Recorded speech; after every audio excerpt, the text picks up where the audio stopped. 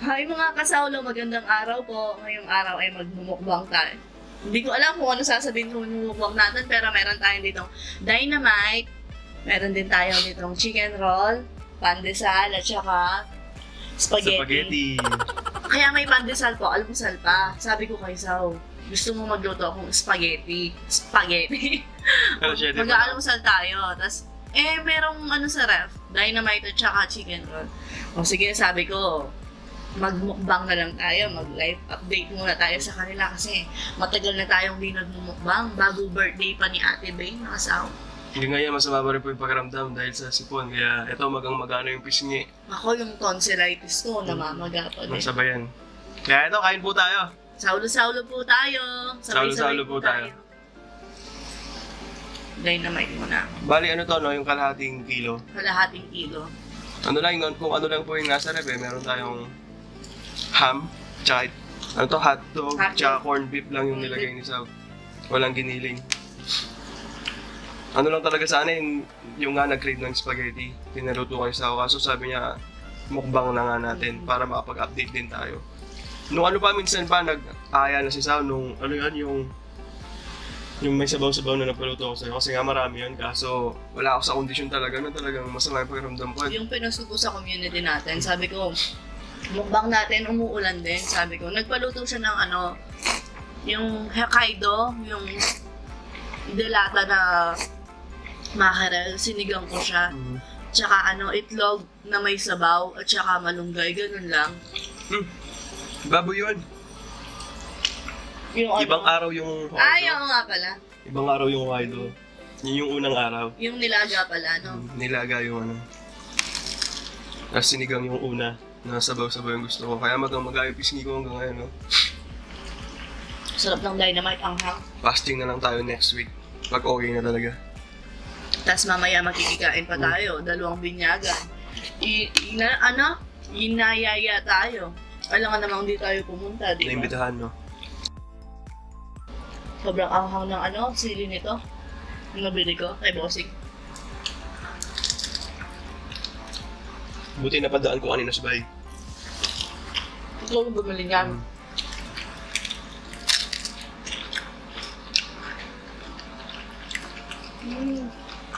Alas 8 na pala. Niluto to kanina ng alas 7. 7:30 ako nagluto. Meron po pala tayo ano dito. Sago. Nasa ito yung baso ko, yung mga lalagyanan ng mayonnaise, ganyan. Masarap kaya kuminom dito. Ay! Halata pa rin pala sa mga mata, no? May sakit ka.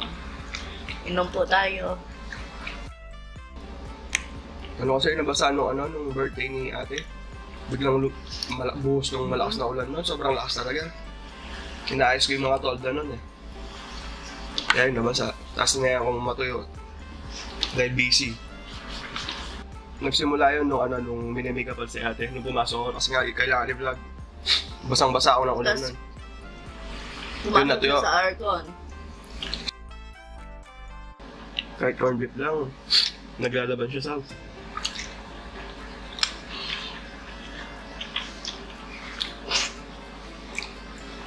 Sarap. Umusok pa oh. Kita niyo po. Kasi kaluluto lang.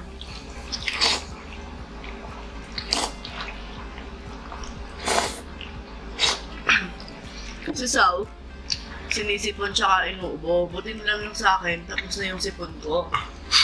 Kasi nilalabanan ko eh. Nagsimula to site mo na ng lalamunan, yung parang natutuyo, gano'n. Hindi siya sipon kaagad.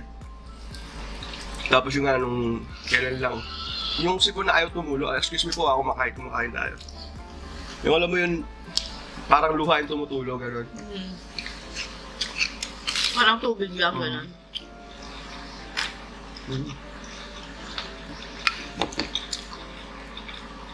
Musok pa oh. Pandesal. 20 pesos yung binili ko yun, naka-3 ata ako 4. Kanina.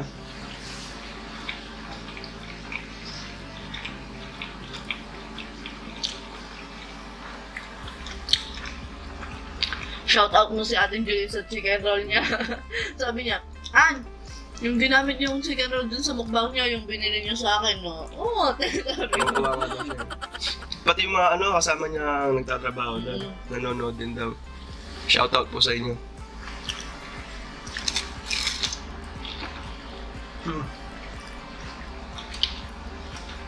Pati sila Joanne, siya si Sir Marvin, dun sa may emission testing. 888 emission testing. Sa tapat ng Doña Adela. Shoutout po sa inyo, sir.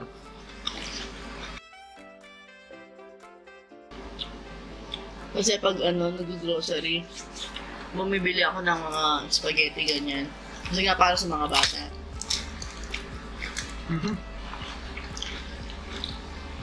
Dami cheese. Kahapon, inaway niya ako. Ang ginawa ko, nagluto akong dynamite. Nakasampu ako.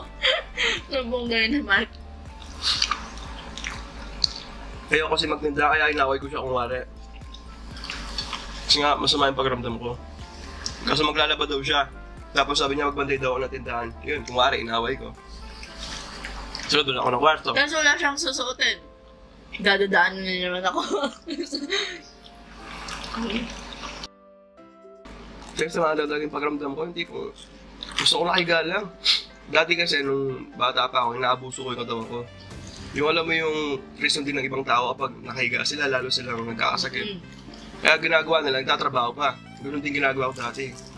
Kaso nga nung nagkasakit-sakit na ako, yun natakot na ako. Kaya gusto ko pag nagkakasakit ako, pahinga lang.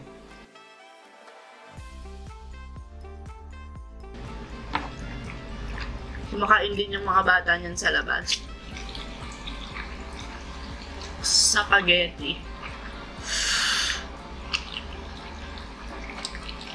Plano sana talaga next week pa yung mukbang. Talagang magaling na. Nakakainit din yung hindi ka nagmumukbang, gano'n. Para may update din po tayo. Tapos nakakailan 3-in-1 na kape po ako sa isang araw. Minsan 6, 8, gano'n. Kaya gusto ko umihigop na mainit. Sabi sa kanya, tubig na mainit na lang ah.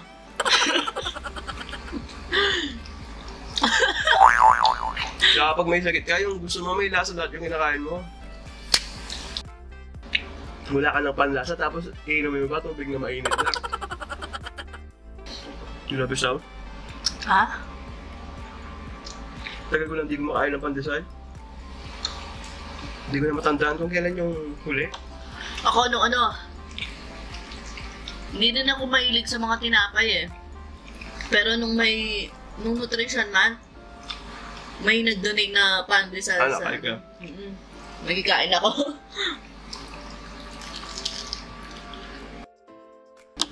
Maalala ko. Inaway-away kita kapon. Para hindi ako magtinda. Magtitinda din pala ako ngayon. Di ba? At least, hindi na masyadong masama yung pakiramdam mo. Tsaka kailangan ko nang maglabasaw. Oo, 2 linggo ata yung labahin. Bago pa birthday ni ate yun. Ang dami-dami yun.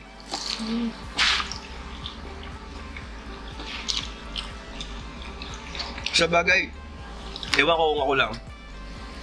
Kung kapag pwede pag isuot yung short, isusuot ko siya. Kasi nga, parang hindi maraming labahin. Pati po ba yung mga asawa nyo, ganun din? Minsan yung short niya siya, nagtatagal ng 1 linggo pag di madumi. Hindi rin po ako pinagpawisan. Kung maaari, siya yung susuotin ko. Tsaka minsan iba yung sinusuot ko pag bumibili ako, tapos iba yung sinusuot ko pag nasa bahay na.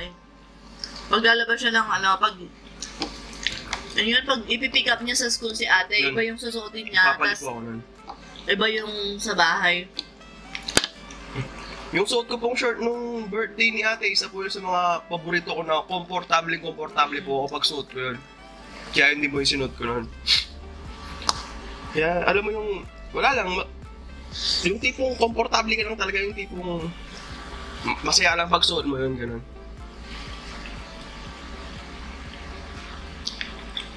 Yan, nagtatagal yun ng 1 linggo minsan.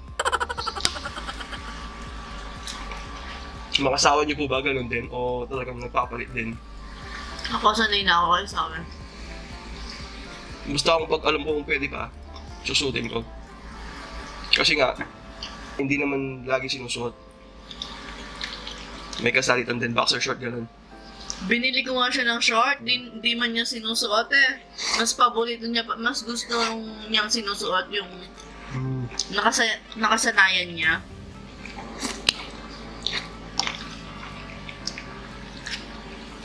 Yung mga urban type ba yan? Ako magsusuot na pag ako nanggigil kay Sao. Masaya ako pag may bagong shirt, pero parang ayoko silang suotin. Ayaw mo lang maluma yata. Parang ayoko silang maluma. Kasi binili ni Sao. Lahat naman naman binili ni Sao, madalang ko lang sinusuot.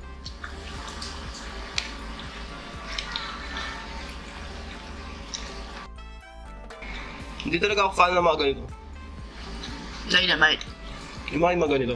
Si Matias gusto niya yan. Tira natin siya na. Oo, no? Yung mama ni Sao, gusto niya yung mga dynamite, ganyan.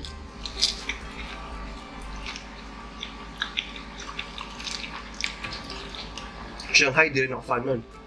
Gusto ko yung Shanghai, favorite ko yun, di ba? Sabi ko sa'yo, kahit araw-araw, yun yung kinakain ko. Minsan nga po, bumibili pa ako sa sa fresh option, yung mga ready-made. Yung iluluto mo na lang. Mga na lang. Hindi ako fan ng mga ganun. Pero sa may saging, nakakadami ako. Mga saging, turon ganun. Ako, turon lang. Basta binalot sa pabalat na ganyan. Ako hindi. Parang, dyan din ako naumay kasi parang mantika lang yung nalalasahan ko.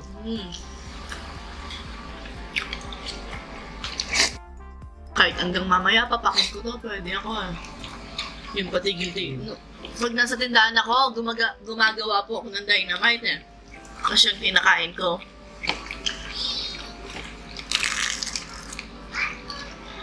Na-imagine ko pala magtitinda ako maghapon. Nanlalambot na ako eh. Maglalaba lang naman ako, mga 5 oras lang ako maglalaba. Kaysa naman maglaba, okay na ako sa magtinda. Gusto mo maglaba? Ayaw ko din magpalaba. Kasi sabi ko, Gina tayo ngayon. Gina tayo ngayon eh. Gipit na gipit. Parang pag nakikita ako ng mga ate ko, pag sobrang dami ng labahin ko, tinutulungan naman nila ako eh. Lalo si Ate Karen. Ako na, tutulungan kita, sabihin niya. Sige, utang mo na yung bayan. Siya, butis pala yung pamangkin ni Sao, kaya lagi kami nauusog. Lakas nung usog niya, siya. Si kabata, si Maymay. Yung malakas din kumain pag nasa video. Grabe. Ano kaya? Susundan na ba?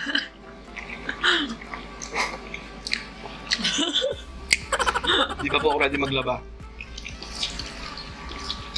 Dahil CS ka naman sigurado. Ano, Sao? CS ka sigurado. Kasi wala pang 5 years. Nung na-CS ka kay Kulot. Ano ko, 5 years pa. Kasi isipin mo, Sao, magta-30 ka na, tas kailan ako mag-aanak pag 30 plus ka na, ganon. Di ba? Family planning, sabi nga. Kaso, maganda ka na nun, Sao. Manganganak ako, 30 ka. Sanay na ako sa pagiging matanda. Diba?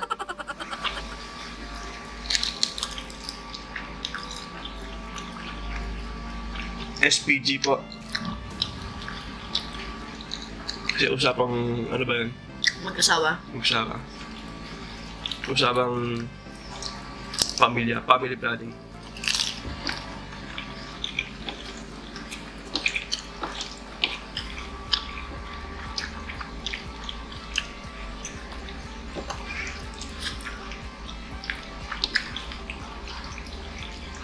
Yung dalawa gusto na daw magka-baby boy. Baby boy daw, sabi nila. Sa totoo lang po, masaya na ako sa dalawang anak. Kaso siya mapilit, gusto daw niya 4. Gusto ko 4. Di ba sabi mo din, gano'n? 4 din, gano'n. Kasi sanay po kami na dalawa lang kami magkapatid.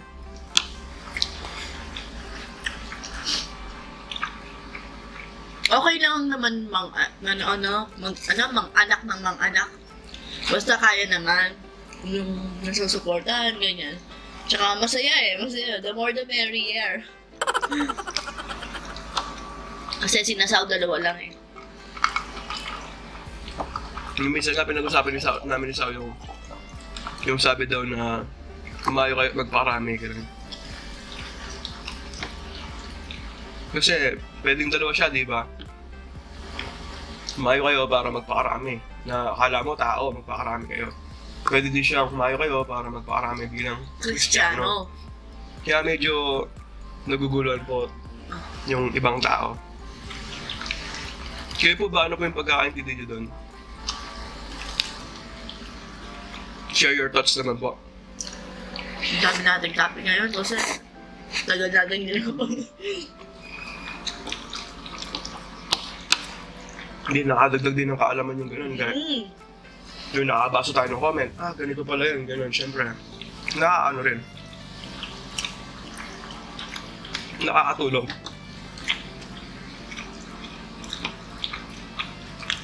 Kasi, open tayo sa lahat ng comments ha, di ba? Tinitake natin lahat as positive. Kailangan naman yun.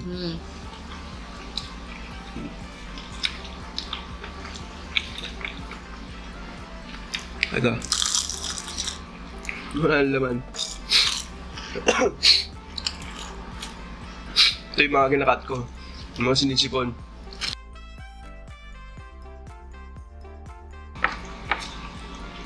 Tsaka kayo po, ano po yung prepare nyo? Yung marami kayong magkakapatid, or dalawa lang, or yung mga anak nyo, kung ilan yung gusto nyo, ganun.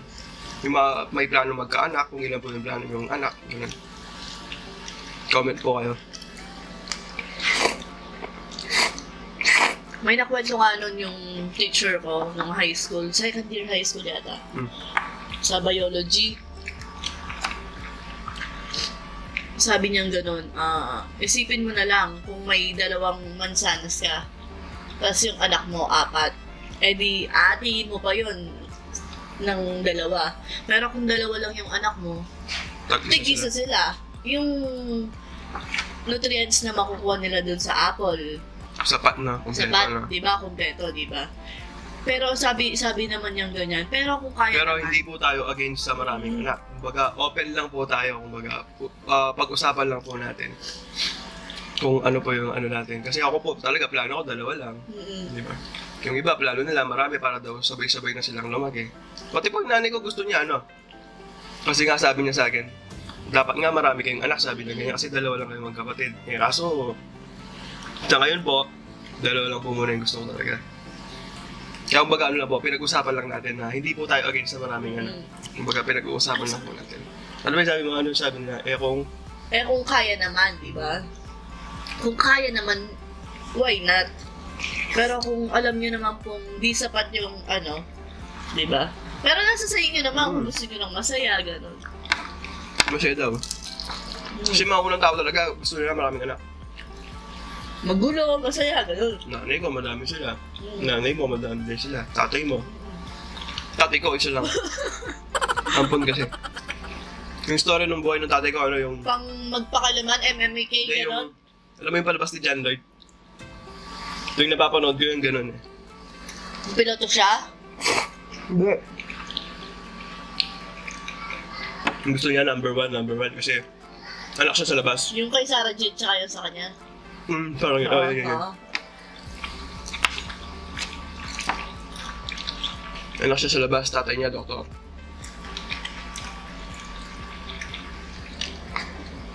Doktor yung tatay niya? Businessman? Doktor. Tapos, pinampun pa siya ng tunay na nanay.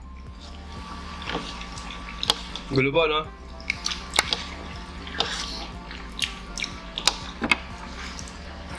Anak siya sa labas, tapos pinampun pa siya. Kuwari, naanakan kita. Pinampun mo pa siya. Ganun yun. Pareho tayong may asawa, ganun. Naanakan mo ako.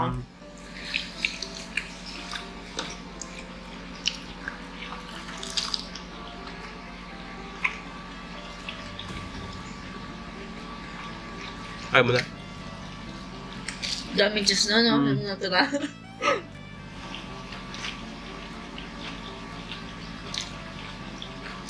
Hindi ka man lumapad ka sa yung mukha lang. Sugar kasi. Dito talaga magpupondo tsaka sa bilbil. Tsaka alam na alam kung tumaba ka, umitim ka na.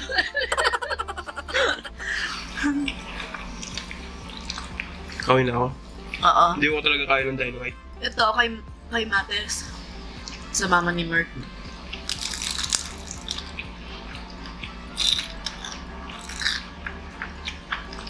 Sensya na po kung medyo ganyan po yung pagmumukha natin. Update lang po talaga po. Kakagising namin, walang mumug. Nagluto na agad ako. Tapos, syempre, lagyan ko lang kulay konti yung yung mukha. Syempre, naligo ako. Naliligo pala ako kahit may sakit. Pag Ako minsan, din. pag kaya. Pero kung wala talagang yung tipong ayaw ng katawan mo, huwag mong pilitin, yun daw yung masama. Ako parang mas masan ako pag naliligo ako, pag may sakit ako doon. Kumbaga, sundin mo yung gusto ng katawan mo. Kung wari gusto niya maligo Maligo ka. ka kahit may sakit ka. Pero Pero kung wari ayaw niya, ayaw niya, yun, chill huwag mo lang. sa yan. Oo. Yun yung nakakasama ng, nagkakaroon ng epekto, masamang epekto. Hindi ka naman daw mamamatay sa baho, lagi sinasabi sa akin dati yun. Okay, so? Hindi ka inom ganito. Sarap mong inom dito, no? Masarap talaga uminom dyan. Sinabi pala sago yan. Sago.